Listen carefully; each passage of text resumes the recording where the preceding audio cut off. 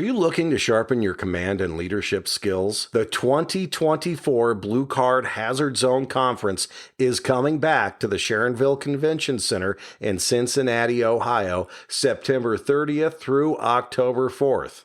Immerse yourself in 5 days of targeted command education and leadership training at the 2024 Blue Card Hazard Zone Conference. This is your opportunity to recharge your command skills and stay at the forefront of incident command best practices.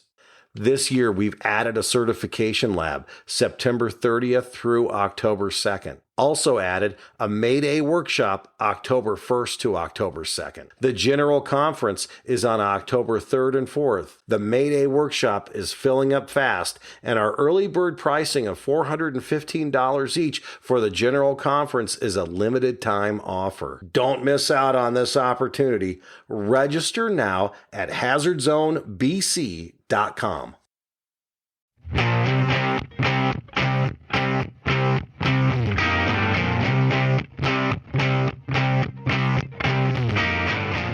Welcome to the B-Shifter podcast. So glad to have you along with us today.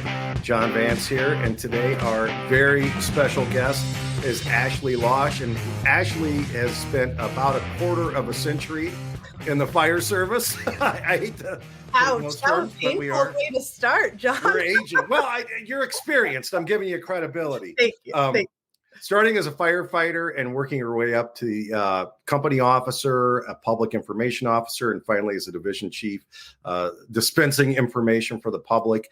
And today we want to talk about giving information out, what an incident commander needs to think about when interfacing with the public information officer from their department, and then maybe some ways in departments that do not have public information officers on what the media is looking for, what the public is looking for, what good information looks like. So a lot of good stuff today here on the podcast, and we want to welcome everyone along. And Ashley, thank you so much for being here today.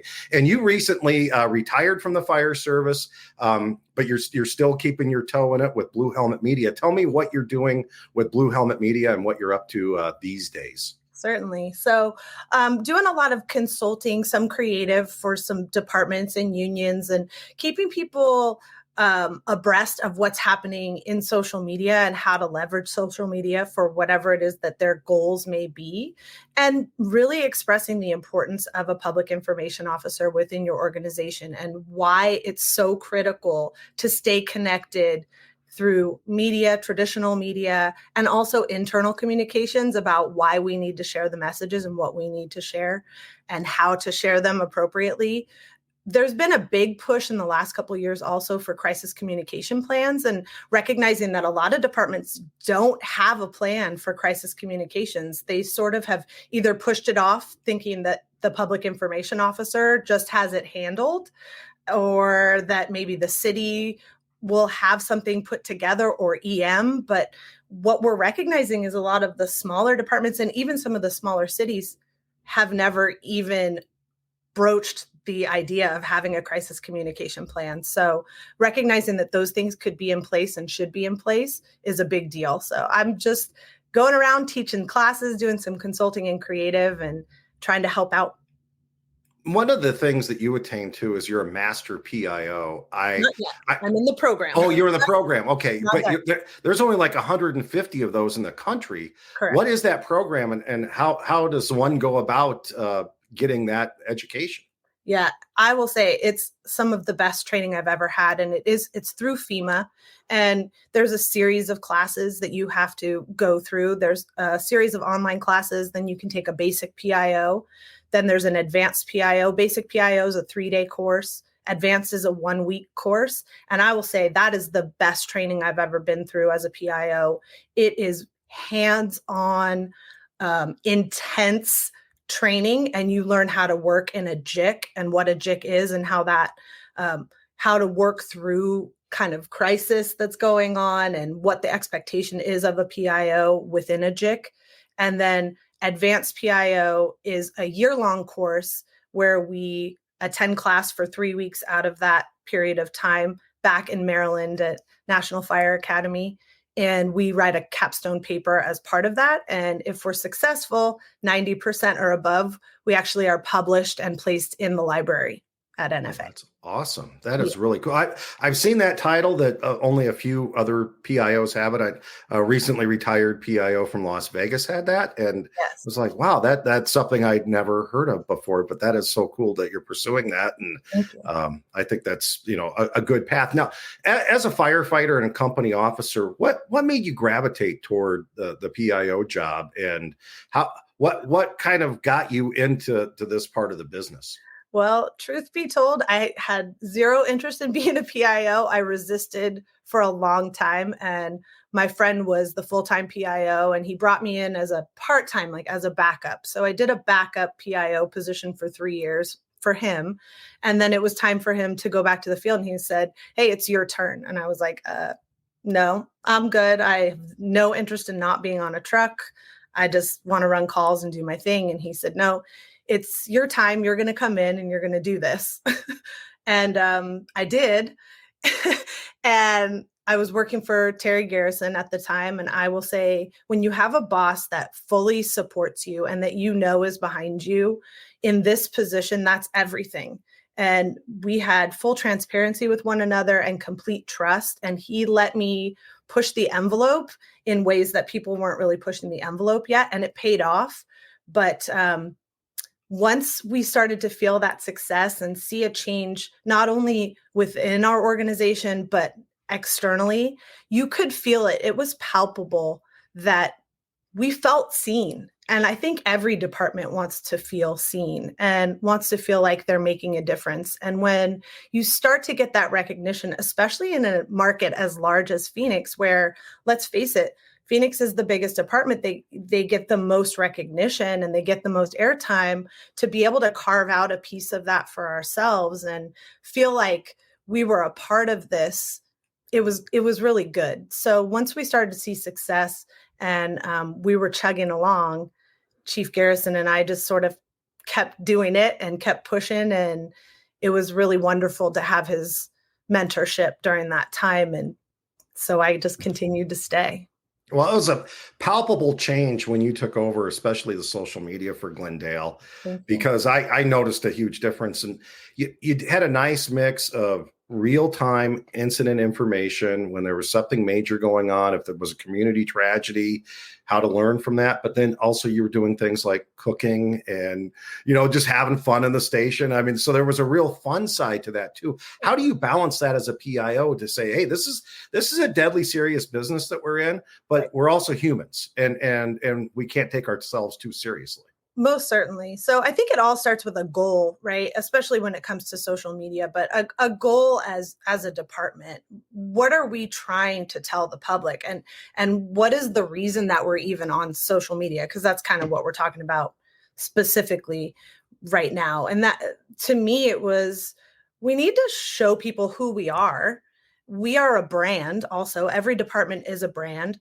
And what sets us apart? Why are we different? And during a time where we're really seeing a huge decline in retention and recruitment, we're recognizing, listen, they're all on social media. That age group, that 18 to 34-year-old age group, they get their information from social media. They're spending time on social media. So we need to show them who they are so that when they're out there picking where they want to work, where they're going to dedicate the next 25 years of their life to, why they should choose us. And you can't do that unless you're raw and vulnerable and real. And the truth is, the fire service is the most fun place to work.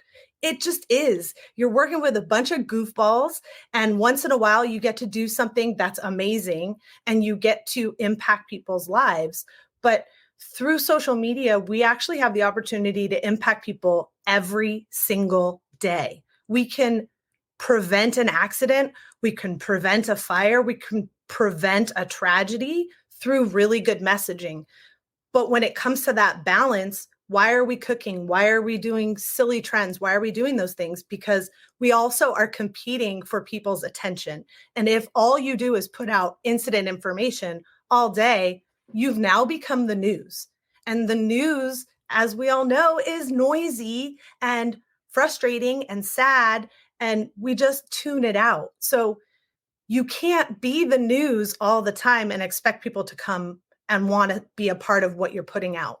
We have to be relatable. So what I say is it's the spoonful of sugar when you want to get the medicine to go down, right? So the sugar is the relatable stuff. It's the fun things, and it's building trust with the community, and it's showing them that they can come to us. They know we're going to be there. Some days we're going to make them laugh. Some days we're going to give them safety messages.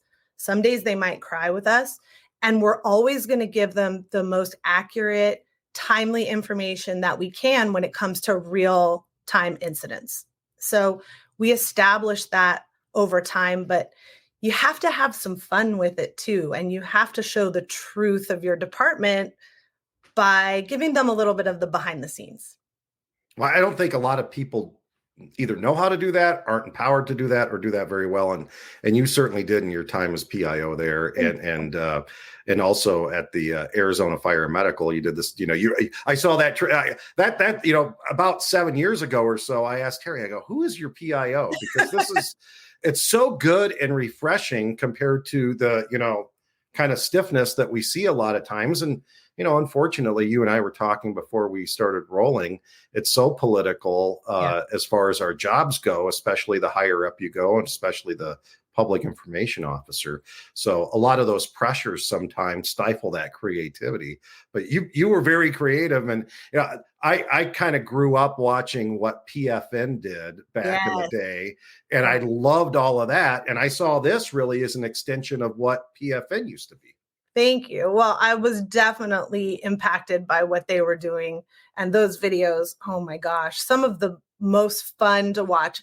I don't think anyone who's ever seen the video of the guys barking in the backseat where they turned into dogs could ever forget that. That had such an impact on me. And maybe I didn't even put it together until now, but that definitely influenced my desire to be creative because you knew it would be received. But the truth is, it's not easy to do this and to put yourself out there and to be vulnerable. And to your point, people don't want to do that because there's going to be backlash. It wasn't rosy in the beginning. I got a lot of pushback, mostly internally. You're making us look stupid. You're making female firefighters look stupid. You're giving us a bad name.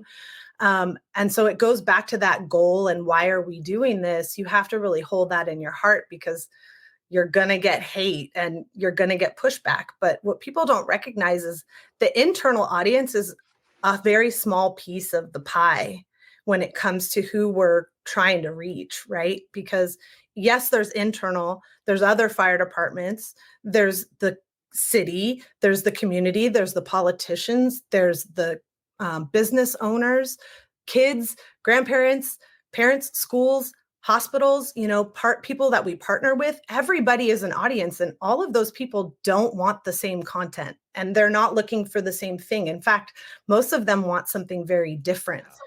Different audiences need different things. And so while one post might go up and you kind of cringe and you're like, oh, I didn't like that. That wasn't for you. That message wasn't for you. So it's okay that you didn't like it. Scroll past it, come back tomorrow. Maybe you'll like tomorrow's, because you have to do targeted posts for targeted audiences. And it's not blanketed. I like to describe it as, what's your favorite kind of candy, John? Chocolate Hershey's. Okay. And mine is candy corn. Most people cringe. They're like, right? They make that face. Yeah. In fact, candy corn is the most hated candy in the country. It really is. Yeah. Look at it statistically. If we had 5 other people here, we might have 5 other answers, right? Reese's Pieces is the most sold. M&M's is the most liked. If you go to Mexico, gum is actually touted as the number 1 candy, right? So if we look at that, if I'm having a candy party, I have to have 5, 6, 7 different kinds of candy to make everybody happy, including the most hated candy to make me happy. Social media is the same way. Let's deliver all the candy and recognize not everybody's going to love it. Sometimes everyone's going to be good with that chocolate covered pretzel, and that's great. We can all enjoy it together, but it doesn't have to be viral, and it doesn't have to be for everyone every time. One of the things I wanted to talk about today was, why is it important, not only for the folks on the truck, but the chief and the buggy, to have good public information, not only in promoting the fire department and the services that we provide, but at those incidents when something major happens in the community. Why is there a need for this? And because a lot of times I think it gets dismissed. I think that people don't understand why we need to be talking to the media. They don't want to talk to the media, or they don't even want to put stuff out on social media. So why is this important to us, not only for our survival, but for our communities? Well, I would say number one is trust. So we've got to build trust with our media partners, but also within our community, because they need to know that if something is happening, we are going to be able to give them the right information, and we're going to give it to them timely, and we're going to be there for them. Because let's say it's something like the train derailment that we saw last year, where we've got to have some shelter in place. We're going to need to have some evacuations. There's a lot of things happening. If you don't have a comfortability or an established relationship with media prior to that incident, you're going to have no idea how to get that information out. And it's definitely not going to be timely. And you're going to feel overwhelmed because you won't have had a plan and you will have never done it before. But it is our responsibility to make sure that that information gets out immediately, or as soon as we have good information to share, to save lives. So, I mean, that's a very extreme example, but most certainly an important one, even down to your morning commutes that are affected when we have, say, a gas leak where we're shutting down a major intersection. You want to know that. And I promise you that the media wants to report that, and they want to know that. So I think to the very basic level, it's our obligation to make sure that the community has that information. You know, in public information, one of our biggest sayings, it's the right information at the right time to the right people through the right channels so they can make the right decisions. And that's a very basic core value of PIO. If the PIO doesn't have the information because there's gatekeeping, or the incident commander isn't communicating with them, or they have no way to get information, we can't accomplish that goal. So you now diminish trust with your community who's expecting you to talk. Another reason is, if we don't talk, if we don't control the narrative, guess who will? The media. Mm-hmm. Or worse, maybe not worse, but they will go to another organization. If you don't respond, if I'm not responding as a PIO, the first call they make after that is to a neighboring department, and they go, hey, can you come on camera and tell us what's going on? Can you give us information? Do you think that your mayor, council, or board members want to see someone from an outside agency talking about an incident in your city or town? I promise you they do not. There's an expectation. The last reason that I'll say is, we are what I describe as building a savings account with the public. So every time we give good information and we build trust with them, we're putting something into our savings account. Because I promise someone at some point in your career is going to do something questionable, and you're going to have to defend it. And that poor choice of action can either bankrupt your department or just be a small withdrawal from that savings account. If you've already established that trust through this constant good communication, we're going to be okay. You'll survive it. But if you haven't built that savings account and you've never invested in this community's communication, why would they trust you? And now someone in your organization has done something to break that trust. It's very hard to reestablish it. I often see this in communities that they have to reapprove a levy to get funding. And the only time the fire department rolls out information about the fire department is when they're going out with hat in hand asking for additional funding, instead of that consistent relationship. And I think that consistency is really important.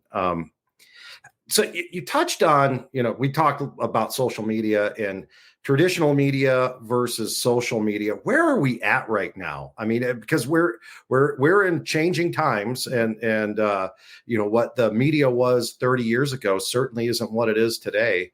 So tell us really where we're at and what should we be looking for in the future when it comes to interfacing with the public? Wow. Well, I think we got to look at where we were to look at where we're going. And to your point, it's definitely different from 30 years ago. I can only say the last 10 years of experience that I've had from on-call and full-time. But when I first became the PIO, we were getting phone calls from the media. So as soon as, let's say, a drowning would kick out, my phone was going off, 3, 5, 10, 12, 15, Telemundo, the Arizona Republic. It was like everybody would call. And there's absolutely no way you can answer those phone calls as you're also responding to a drowning while you're trying to listen to a radio, while you're trying to gather the information.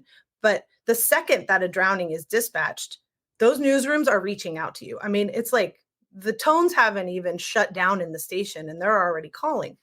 So you're on the clock immediately from the time that is dispatched. And you may be 20, 30, 45 minutes from the actual incident. And the crew's not there, right? So we have to get information and then put it out in a timely manner. That used to be via phone call, or they'd beat you to the scene. Now it seems that it's changed. And I will say most likely COVID was the catalyst for this, but it's more of a written word, more of an email scenario. So what I found was really helpful is identifying. I recognized that there was a drowning that was just initiated. Crews are responding. I am responding to the scene with X amount ETA minutes, right? And I will provide you an update as soon as I arrive on scene. Please let me know if you are sending a reporter out. Otherwise, expect that I will communicate with you and you will have information. So I think that gives a lot of relief of the pressure on both sides. Like, listen, I'm acknowledging you. I know you want information. I also want you to know I am responding and that I am on top of this and that you will receive information as soon as I have good information. So if they don't have a reporter available to go to the scene, like we used to years ago, and they would go to every incident, that's okay. They know they're still going to get information. And I think that moves through trusted relationships too, that you build with them. And that's how you build it. You don't ignore them and you recognize that they want information.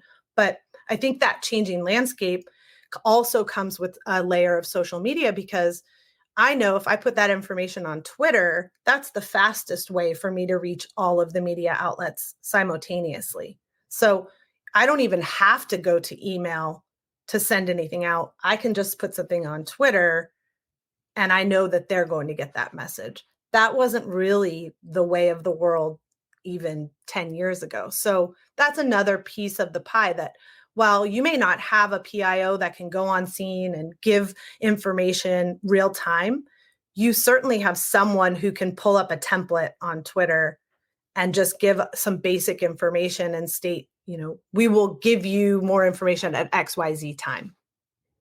The biggest source of misinformation that I have witnessed recently is next door. Oh, I mean, we and our city PIOs that I worked with, we would refer to it as a sewer and other things like that. And for whatever reason, I don't know why we had the policy, but we did not interact on Nextdoor. Because it is a full-time job to interact on Nextdoor. So honestly, it's the Mrs. Kravitz. And if you're of a certain age, you know that reference. It's all the Mrs. Kravitzes on that one app, and they all know exactly what's going on, although none of them know exactly what's going on. So to your point, that is a perfect way to control the narrative and make sure we're giving good information, but it's not interactive. Shut the comments off. Just be a platform of information there, right? We acknowledge that in XYZ neighborhood, you're seeing a lot of fire trucks. This is why. We had an incident. I actually would go out and meet with the neighborhood after some Nextdoor misinformation. Probably had one of the best ran attached garage fires. The crews got there quick. They stopped the fire from getting into the house. I mean, it was just a beautifully executed scene. And there was nothing but misinformation about it. Misinformation about our response time, who responded, what we did when we got there, how the fire started, everything.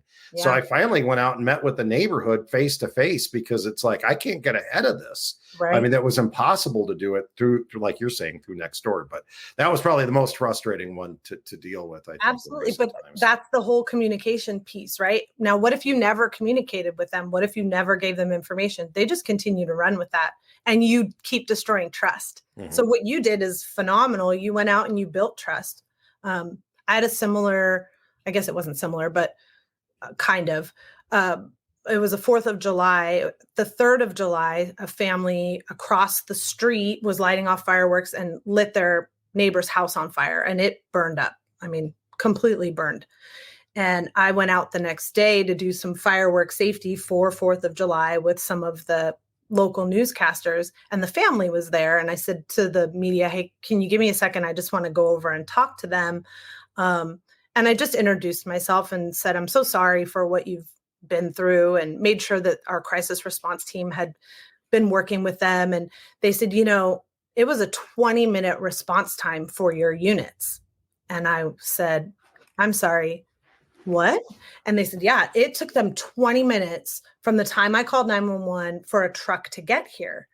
And luckily I had an MCT in my car. And I said, let me fact check that really fast, because I feel like that's an impossibility, because they were literally in the center of 5 first dues. I was thinking, no way. And I pulled it up, and I was able to actually show them on the MCT, hey, look, this is when your call came in, and this is when the first truck arrived. And it was, 4.5 minutes. So it feels like 20 minutes, most definitely. And sometimes we know 911 is overwhelmed, that system can take a few minutes to get through, but certainly it wasn't 20 minutes. I get it. It feels like forever when you're waiting to hear those sirens come screeching down the street, but it wasn't 20 minutes. So to be able to allay those fears, similar to what you did, that's huge. And it means a lot, and it builds that trust back within that neighborhood who's like, you took 20 minutes and now they're all talking about it, but we didn't. You've had a huge advantage in being a firefighter who came up through the ranks, you responded, then you became the PIO. What about those that your city can only afford 3 PIOs split amongst 7 departments, park and rec, the police, where no one gets their own dedicated PIO, because I see that model a lot. Yeah. How can we get somebody up to speed so they're able to answer those questions like you can? And I know there's probably some areas that you just can't do it, but what's our workaround on that for folks who have PIOs that aren't fire service personnel? Well, I think they need to be embedded within your fire stations and in the fire service. Somehow they need to spend some time with people, and then likely have a liaison for each shift, whether it's the shift commander or someone that they can talk to about fire specific things, maybe even having a backup person to go on camera or to provide some information. There's a collaboration that needs to happen. I think it's dangerous to have someone that has no understanding or experience within the fire service to represent your organization. That's risky. They certainly can have a civilian model where you can have a PIO represent you, but train them, give them really good hands-on information as much as you can, and educate them in a way that they feel comfortable speaking in an educated way to the public about what we're doing. And if they don't and they can't, they need to ask somebody within the department to help them. And I think that there is a very good partnership with some civilian PIOs where they feel comfortable going to the IC or, waiting for the incident to die down and saying, hey, can you give me some information so I can share it to make sure that it's accurate? I don't think any incident commander is going to say, I don't care about that. Of course, they want accurate information out. So I think there's a workaround. I think having templates available to them too, which is something that I've done before. If you remember Mad Libs from when you were a kid, I've created some fire department Mad Libs that, we arrived on scene and saw blank. We did blank. We rescued blank or didn't, right? This is what we encountered. And XYZ were displaced or not. And if we know a cause, then this is what it was. If we don't, it's under investigation. So just some basic information and terminology that can be used by anybody. So looking at the fact that 68% of the fire departments out there are one station departments, and that means the funding probably isn't there to have a dedicated PIO. How can they prepare themselves to release information and have that public presence without having one person who's responsible for it? Well, I think we need to have multiple people responsible for it if you don't have at least one person responsible for it. And basic training is free. Like I said, FEMA will provide basic training to anyone and everyone. There's really no excuse at this point to not communicate and not learn how to communicate appropriately. It's pretty easy to develop relationships with your local media, especially if you're in a smaller town. You probably have some kind of newsletter or a newspaper that gets out local information. To not have a relationship with the people that are putting those out is a little bit negligent at this point. But to answer your question, I think having templates available, having an email that everybody could access, that everyone's trained on using, that has templates available for basic information, house fires, car accidents, whatever it is that you're responsible to respond to, having that available at your fingertips where you really don't have to do a whole heck of a lot of work. I think that is a really easy workaround. Twitter also is a really easy workaround for an IC at the end of an incident to just go on and give a really quick synopsis of who, what, when, where, why, how, and any safety message or information that needs to be provided. And through a little bit of training, anyone could do that. We don't necessarily have to go on camera. And even just providing an email, like I said, to the media with a couple pictures or a video, that's all they need and all they want. So I don't think it's out of the question that a one station department could still communicate really well. And I know plenty of volley departments that have PIOs. I've worked with some of them, and they do a great job and they want to do a great job. So taking advantage of the training that's out there and that's free is the first step, but then maybe just providing some templates that could be used and a basic understanding of social media and how to use it, which kind of goes back to what I'm doing now is kind of teaching those things. Awesome. So when you're sitting in the buggy, your incident starts to de-escalate, and then the media is showing up or the PIO shows up. What information are you looking for, and what information should we be releasing to the public? How can we best prepare the incident commander to provide what had just happened? Yeah. So I did some training with my department years ago because I recognized that really we hadn't said to them, hey, this is what I do and this is what I need. And it was a phenomenally eye-opening experience for me because I had this misconception that people already understood what I was doing and how it worked for me, and they didn't. So I was failing in communication at that point. But just coming out and saying, okay, what was the incident? Who was involved? Who was there? What happened? Did we encounter anything out of the ordinary? What did we do? Really, it's the who, what, when, where, why, and how, right? And then that safety message. What happened here that caused the incident that could have been preventable? So talking about having working smoke alarms, that's a big piece of the pie because we know a lot of the fatalities are in homes that don't have working smoke alarms. So impressing that on the public.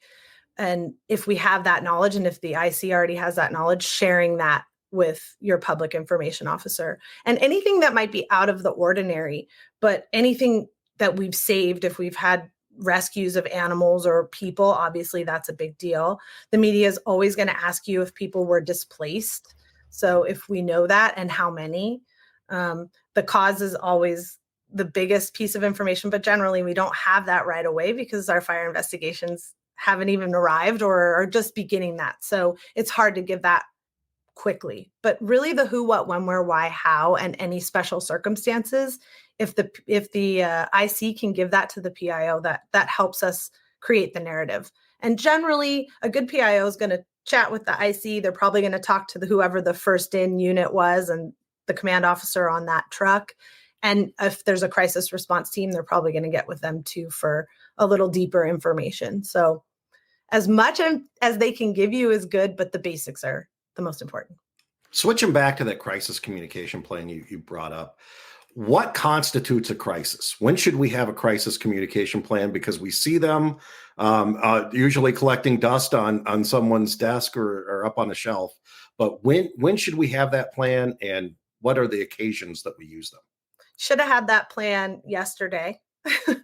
And I think the crisis communication plan is from basic internal communications all the way to the most extreme event that you can imagine. So it should address what is our day-to-day communications, what are the outlets that we use, how do we do that, whether that's messages in telestaff, or are we texting, we doing group texts to our department, is it email, how are we communicating, all the way to if we have a line of duty death, how is that communicated both internally, externally, to the family, what are we doing in that case, because the time to figure that out is not in the middle of that incident. We also have to have crisis communication plans for the major incidents, first alarms and greater. If you have evacuations, you name it, it needs to be addressed. And it's got to go into when you are going to establish a JIC, what is your responsibility as the public information officer, and what is everybody else's responsibility as well? Setting smart goals for when you're communicating is part of that, and learning how to do that. It's got to be a basic understanding of communication all the way to the most complex situations. And I know departments that recently were like, oh, we need one, and they're paying an inordinate amount of money to have a crisis communication plan. So it should never sit on the shelf. It needs to be a working document that everybody in your department has their hands on and has the ability to weigh in on, to say, this isn't a good plan, right? When I first begin working with a chief, because I've had multiple chiefs in this role as my direct report, right? I'm reporting to the fire chief. The first thing I ask them is, how do you like to be communicated with? And a lot of times I get the look that you have in your face, which is like, what? How do you like to be communicated with? Do you prefer a text message? Do you like a phone call? Do you want an email? Is it incident dependent, right? If it's emergent and I need to speak to you, do you want that to be a phone call? Do you want a text message first that says, hey, I need to talk to you right away? How do you want that? If it's non-emergent information, but we've been to an incident and I want to make sure you know it, so that if you have to speak to the mayor or council, you have that information. Do you want that in an email? Do you want to be woken up in the middle of the night? Those things need to be established. And so all of that at a larger level needs to be included in your crisis communication plan. And like I said, it's a working document, so feel free to change it. You implement a new communication tool, that needs to be in there. We also need to know, are we using reverse 911? Are we using other tools that maybe your emergency management has? How are we communicating with the public outside of just social media channels when something terrible is happening and we have to reach them? And maybe it's partnering with PD. I don't know. It's all going to be independent to each department. Ashley, this is great information. If somebody wants to learn more about, because we just can't get all of this in under an hour, where can they go? I mean, you mentioned FEMA. You're a resource as well. So tell us about what you're doing to help departments right now. Yeah, like I said, I'm for hire, if you will, but I can come out and teach you some classes, and each class is tailored to your department's needs. So if it's establishing a PIO program, or you want to learn more about how to leverage social media, or even just get started on it, I can come out and teach you how to do that. You and your team, hopefully it's not just one person, but certainly it can be. And then there's tips and tricks online for ways to do things. And I can talk to you about who to follow on social media that's going to give you really good tips. But ultimately, if you're interested and you want more, email me at my email, bluhelmetmedia@gmail.com, Blu Helmet, blue, no E. And we'll help you out. I also have a website, so you can check out some of the things that I do on there. Well, I'm a huge fan, been a huge fan for a long time. It was so great to have you on the podcast today. Hey, before we go, do you want to do a timeless tactical truth? Sure. Yeah, yeah, yeah, yeah, yeah. was Tactical Truth from Alan Brunacini. The future will not be what we thought it would be. Well, that's a good one today for Ashley. What does the future of information dissemination look like? Yeah, we talked about social media, but where is this going with AI and everything else? I think AI is, well, I know AI is the future for all of us. And I think it's a tool in the toolbox, just like anything else. And if we learn to leverage AI to help us communicate more efficiently and faster, because let's face it, me sitting down to write a press release, that could take 20, 30 minutes. Whereas if you use a good template, AI could have it in 30 seconds, and then you go in and edit it down to what your specific needs are. But if you prompt AI really perfectly, it might be good on the first try. And then you just have to go in and refine it. AI is definitely the wave of the future for communications if we use it appropriately and we give it good sources like the FEMA information for communications to draw from. Well, thank you so much for your time today, Ashley. Absolutely. Appreciate you being here. Hopefully we'll have you on again soon and we can continue this conversation. Thank you so much for having me. I appreciate it.